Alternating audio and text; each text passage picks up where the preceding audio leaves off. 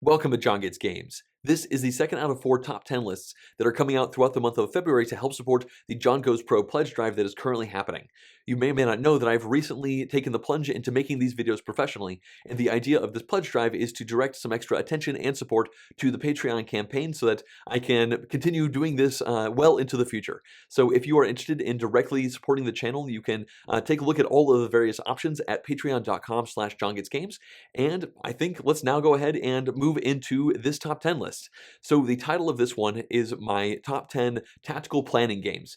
And on a very high level, the idea of tactics versus strategy is that tactics are all about the kind of short-term things that you're working on right now. It's kind of like very looking at your toes sort of planning, versus a strategic type of thing is when you're looking really far ahead, lots of turns ahead and that kind of thing. So this list is really focusing on tactical planning, where from turn to turn, lots of things are going to happen with the various game states, whether that be a new hand of cards, some dice are rolled, or just a lot of things are happening in the middle of the table that you can't necessarily predict.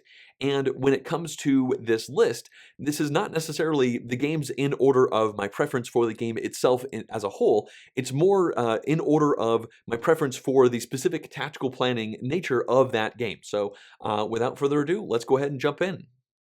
Quirkle is a game that came out back in 2006, and the general idea of this one is you take the game of Scrabble and you get rid of all of the letters from the tiles and you replace them with colored symbols. And when it's your turn, you are going to be looking at your private hand of these tiles, and you'll be playing some of them out into the middle of the board, and this area is going to grow as more and more people add these tiles in, and you're going to get victory points based off of how you combo these tiles together, and specifically how long of the lines are when you actually put these tiles down. And the rules are really simple. When you are putting them in a line, they need to either all be the same color but different symbols, or all the same symbol but different colors.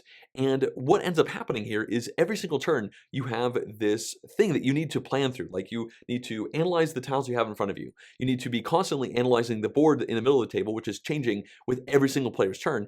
And you need to try and find those really great moments when you can sneak in tiles here or there to get a really good combo scoring situation.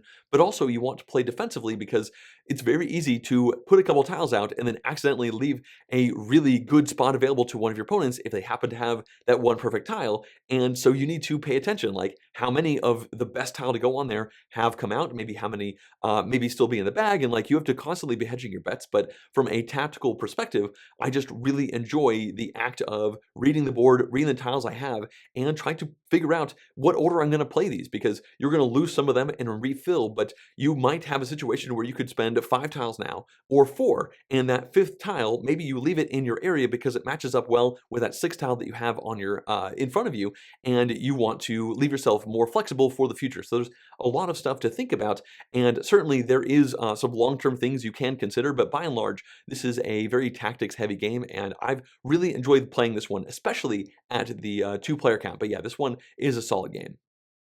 Up next, we have Bunny Kingdom, and this one came out in 2017, and the general idea of this game is you have hand drafting, which means you deal out a bunch of cards to every player, and then on their turn, they're going to take cards out of that hand and then pass it on to their opponents for them to pick more cards out of that hand.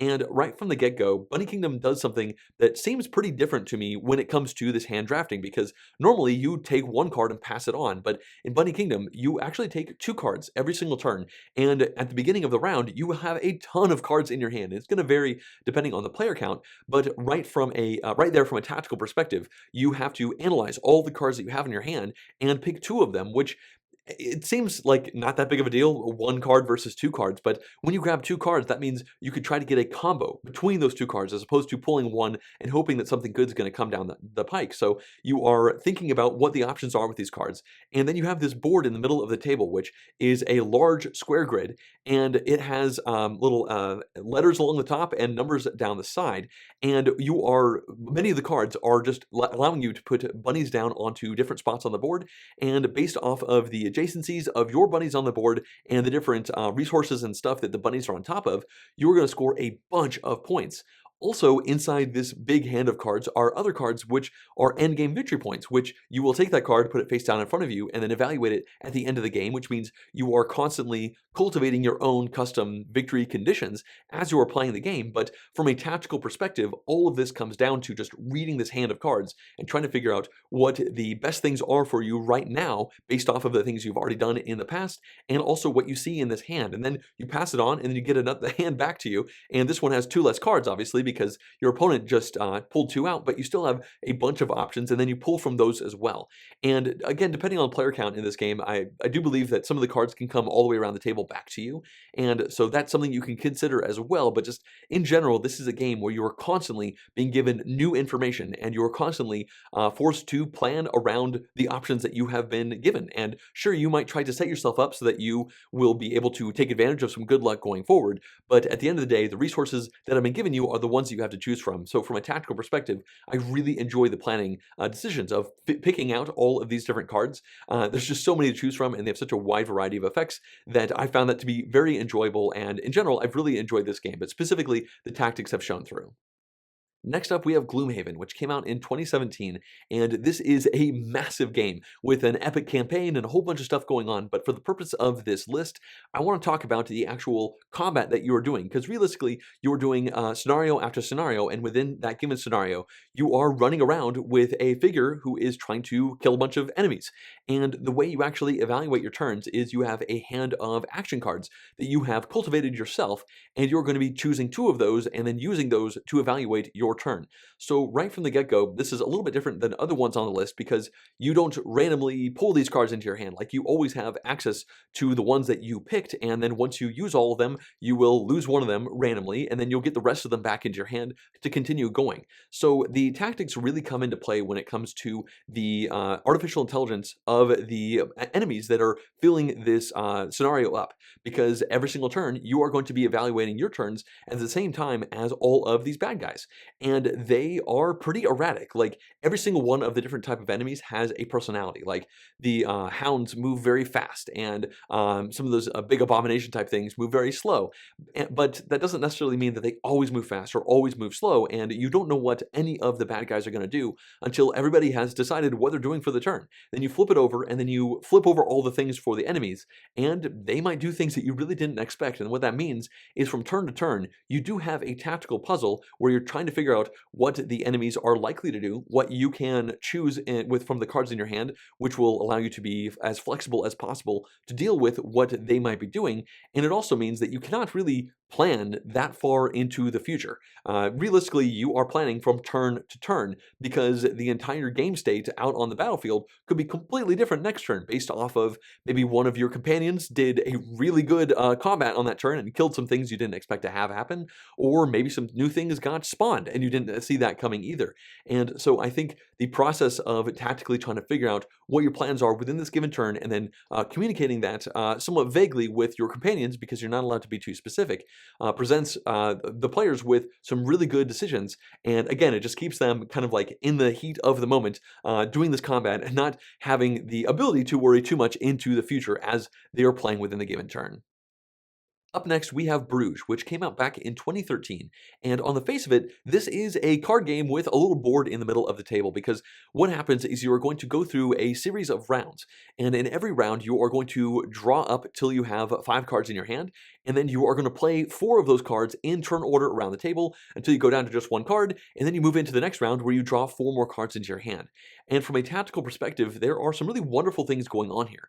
The first is that when you are drawing the cards, they come from 2 different face-down decks, but the back of every card tells you what the front of every card's color is going to be. And there's a bunch of different colors in the game, and the color isn't necessarily going to dictate what the other side of the card is going to do, but every single card in this game can be used in a multitude of ways. You could discard a card to get some money. You could discard a card to get some, to place canals out onto this central board in the middle of the table. You can discard cards to build buildings. There are so many different things that you can do, and the color of the card is going to be important because that color will dictate how much money you get for discarding the card, or which canal can be built, or what resources you need to spend to build that card into a house.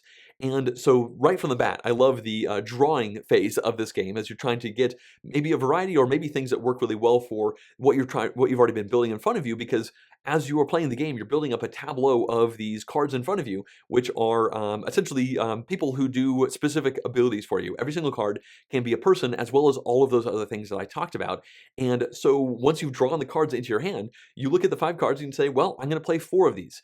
And if I want to play down some of these really nice, powerful people, I'm going to have to spend money and I'm going to have to build buildings. And all of these things cost resources. So you need to figure out which card are you going to get rid of to get money so that you can afford to place this other card down. But you're going to also get rid of this card here to get a couple of the colored resources that you can then use to do this activation, to do that. And there's just all these combo-y things that you need to do. And at the beginning of every round, you just get to analyze your hand. And so every single round is going to be essentially a different puzzle as you are tactically trying to figure out how best to work towards your long-term goals with the short-term options that have been given to you within that given round. And I think in general, I love the decisions that come into play here. And also, the game is largely multiplayer solitaire, so you can come up with a plan and most likely evaluate it. Although occasionally there are cards that can be played that can definitely mess with people's plans, which adds just a little bit of tension to keep you on your toes. So yeah, Bruges is a really good example of lots of tactical planning within each given turn, and I've really enjoyed playing this one. Moving on, we now have the Master's Trials Wrath of Magmaroth.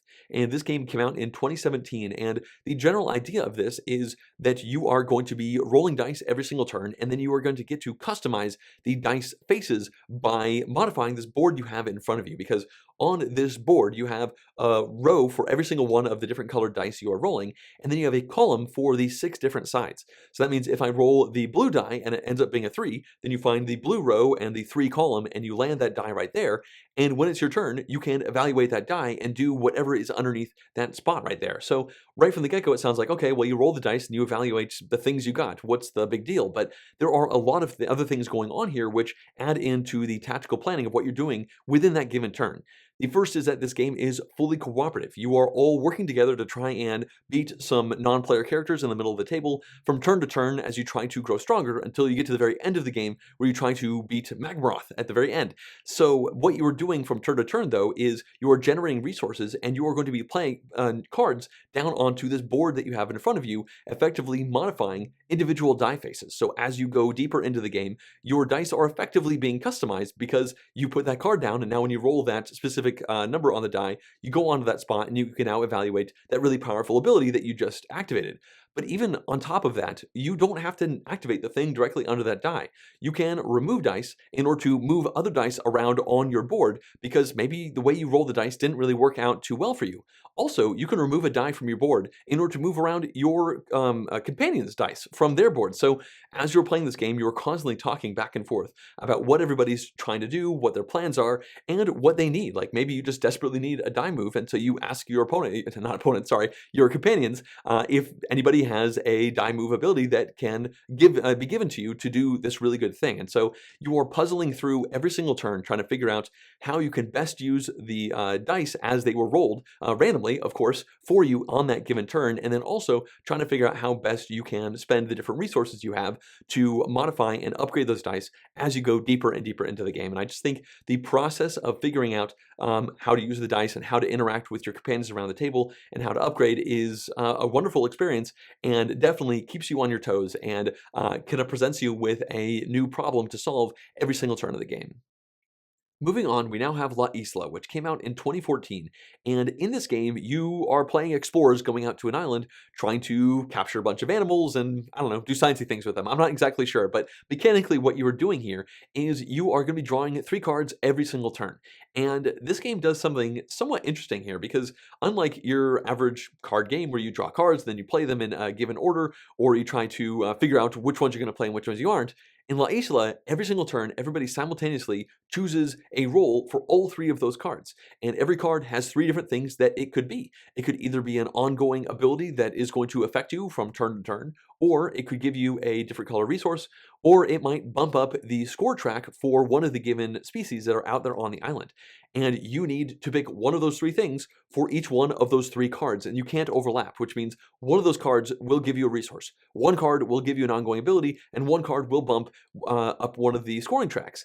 And you might be in a situation where you really like this ability, you really like this resource, but you don't want to bump up that animal on the track because it's actually going to help one of your opponents out because you haven't captured that many of that given animal. So you're like, okay, well, maybe I'll do a different plan and I'll do this animal scoring instead, which will help me out, but now it doesn't give me the resource that I need. So what am I going to do instead? And all this stuff just gives you some wonderful tactical planning because from turn to turn, you just have a completely fresh set of options. And you need to figure out the best way to orient all of these cards so that you will move towards your goals because you are slowly kind of putting explorers out onto this island. And so from turn to turn, you do have some ideas of like, okay, I'm going to try and surround that thing over there and do that. But as you draw these cards, maybe you have a turn or two where you just you aren't given any good options to continue that plan over there. And so the game forces you to be quick on your feet and change things up and try to come up with a better alternative with the resources that it has given you. And I just think the idea of this mechanic of just you get 3 cards and all of them have to be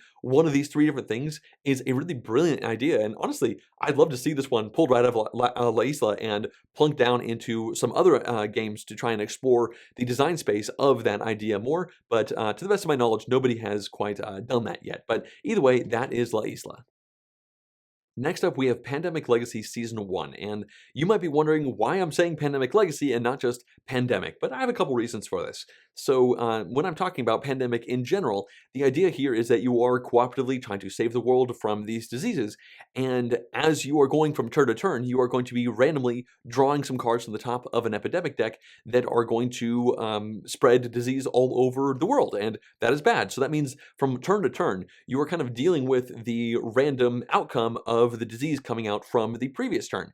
And you definitely have some long-term goals of trying to eradicate diseases and try to get yourself into different positions so that you can trade cards around and cure these diseases. But from turn to turn, you also have to make sure that the diseases don't go unchecked out there on the board. So it does give you these new snapshots and these new puzzles on each individual person's turn because the dynamic situation out in the middle of the world obviously can change so much. It's very dynamic. But now when I'm talking about the legacy aspect, I'm not going to spoil anything, but you could almost say that from a given game to another given game, you have another tactical layer. So like there's the tactics of the given turn, but within a legacy infrastructure, you have no idea what's coming in the next game because the Pandemic Legacy will introduce new rules. It'll kind of do some surprising things that you wouldn't necessarily expect. And a lot of the things that you're doing as you're playing the game will permanently affect the game state. You'll put stickers down and rip some stuff up. So what that means is if you were to take an entire game as almost like a turn, then you are going to be making some real decisions about the world and the permanent things that are happening without knowing what's coming into the future. And you kind of have to hope that what you're doing is going to work well for that, and you're going to definitely try to plan for that within the realm of the things that you understand. But at the same time, I just think it's kind of an interesting little snapshot to have a game change so rapidly from play to play, and I think that it kind of applies when it comes to the tactical decisions that you're making there.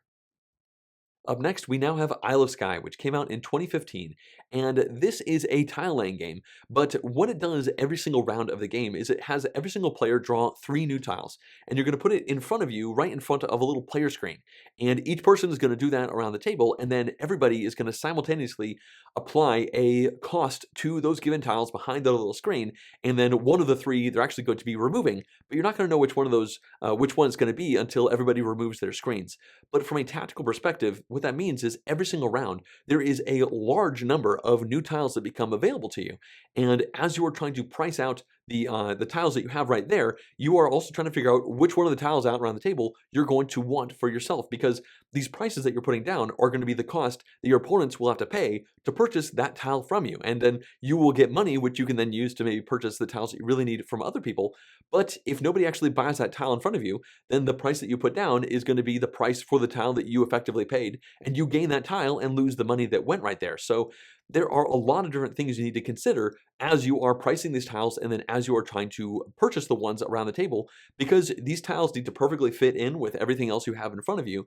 And there are a variety of different scoring conditions that are going to be different from each individual game to game. And I just think the process of trying to figure out not only what is good for me, what's good for my opponents, what are they likely to do, and how can I likely get around that, is a wonderful tactical decision. And a big part of that is knowing how much money you think they maybe have and trying to evaluate just how worthwhile it is for people to be purchasing these tiles in front of you, and maybe how much it is worth it to yourself to maybe put a whole bunch of money down so that nobody actually buys it and you get that one instead. So there's just a whole bunch of tactical things going on from each given turn, and then all those tiles are gone. Within that given round, the next round happens, a ton of new tiles come out, and they are going to definitely alter the scoring opportunities that you are once again going to have within that given round. So I think the tactical possibilities abound as you are playing this game, and the decisions you're making are just super satisfying.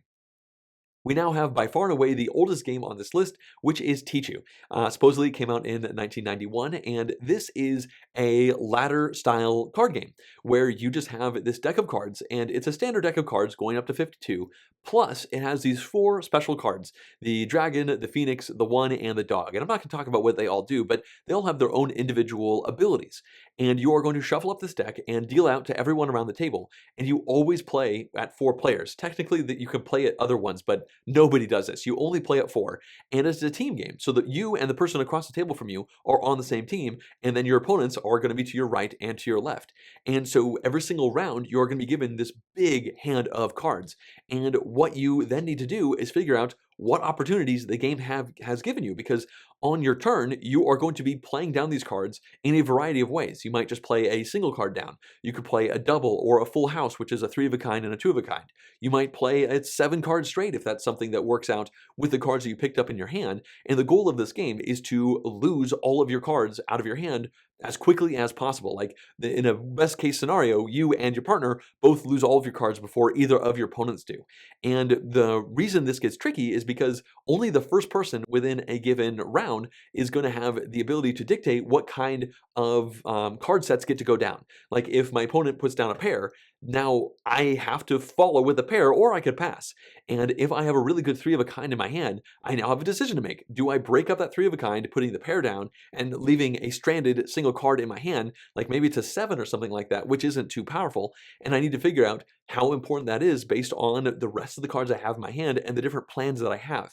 Because in addition to all of this kind of general purpose card playing type stuff, you have the ability to call Teach You each individual round, and you can say this right up until you play your first card. And this is essentially a 100-point bet that you alone will lose all of your cards before anybody else does, including your partner who's sitting across from the table. So in order to accurately decide if you want to make this bet, you need to be able to properly analyze your hand of cards and decide like how strong it's going to be. Like you have to decide, like, I have the strongest hand, I think I can make this work. Because if you don't, if you are the second person to go out instead of the first, then your team loses that 100 points. And if the game goes until one team has 1,000 points, so 100 points is a pretty significant amount to lose.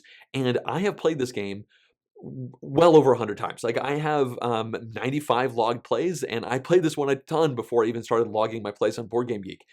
It is just a wonderful experience of puzzling through all the different options and trying to make reads on your opponents based off of how many cards they have in their hand, how they are passing instead of playing cards. Like you can read information from so many different avenues and aspects, but after every single one of these hands, you shuffle the entire deck up and then deal another set of cards to everybody. So from a tactical perspective, you are not shooting for that 1,000 points like within a given round. You're just doing all of these little battles, these little unique, discrete chunks of gameplay, and you're trying to get the most points that you can out of each one of those. And I unfortunately haven't really played this one all that much recently, even though I still think the game is absolutely brilliant, and I would look forward to playing this one more in the future because it's just such a solid experience. Also, it's fun playing a nice, thinky game with a partner across the table from you who can share in the highs and also commiserate in the lows when things maybe don't necessarily go your way. So yeah, Teach You is just a really impressive game, especially from a tactical planning perspective. Well, here it is. We finally reached my favorite tactical planning board game, and that is going to be Oracle of Delphi, which came out in 2016. So in this game, you are racing. You have a little boat in the middle of the Mediterranean, and it's the Greek god type theming. And the idea is that Zeus has a set of different tasks that you need to do, and you just need to race and do all of those before your opponents do, and make it all the way back to Zeus in the middle of the table. and you have this big hex grid of a map, and it's going to be very different every single time you play the game. But realistically, what you're doing every turn is you're going to be rolling these dice that are in front of you, and they're oracle dice, and you put them down onto the different spots. They're d6s, and when it's your turn, you're going to be evaluating these dice. And there are so many opportunities and different things that you can do with these dice that I just love trying to figure out what the best thing is, because you are obviously racing around trying to, in some cases, like kill some creatures. In other cases, you're trying to pick up some goods and then travel to other places on the map and deliver them. But those goods are discrete, like they don't appear again, and each spot that takes those goods can only take one of a good. So you are racing in so many different ways to try and kill the close by creatures, as well as make the easy transportations. You're also trying to plant some statues down. There's just so many different things that you're doing, and you roll these dice, but then you have this currency of energy, or I think favor, one of those two, maybe not. Either way, you spend this stuff in order to modify things, as in how far your boat can move, but also you can spend these to modify the die faces on the dice that you have rolled. And realistically, when you roll a bunch of dice on your turn and then use them, that is a very tactical situation, because you have no ability to control how they're going to roll. All you can do is maybe affect things after that roll has happened. And I have always enjoyed this game. Like, every time I've sat down to play this game, I just, at some point in the middle, I'm just like, man, this is cool. Like, I just really love the planning that goes into figuring out how I can make all this work. And yes, there is some long-term stuff, because you're looking out at the map and the map isn't going to change. So you're like, okay, well, I'm hoping to go over here, pick this up, and then move over there and drop that off, and then kill that monster, and then plant this thing over here, and then, like, you kind of have this whole thing going on.